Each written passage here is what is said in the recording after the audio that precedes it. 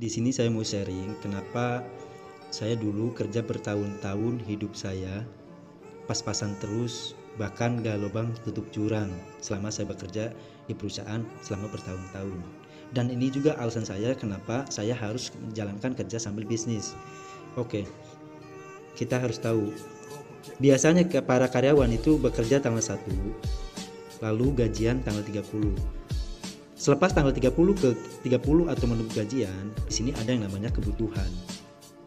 Kebutuhan apa yang harus kita bayar selama kita 1 bulan? Ada makan, bensin, rokok, angsuran, kontrakan, listrik, servis, shopping, dan lain-lain atau biaya tidak terduga. Kenapa saya gak lubang jurang terus?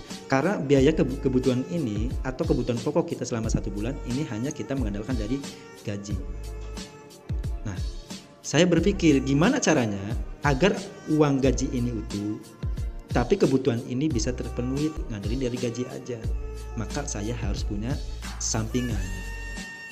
Ini yang pertama alasannya. Yang kedua alasan saya, kenapa saya harus kerja sambil bisnis? Karena kita harus sadar bahwa yang namanya kerja itu ada masanya. Masa habis kontrak, masa PHK, masa bangkrutnya sebuah perusahaan, atau masa titik jenuh, atau amit-amit yaitu ada yang namanya masa kecelakaan kerja. Kalau ini terjadi pada diri kita, otomatis kita akan masa kecelakaan kerja. Kalau ini terjadi pada diri kita, otomatis kita akan berhenti kerja.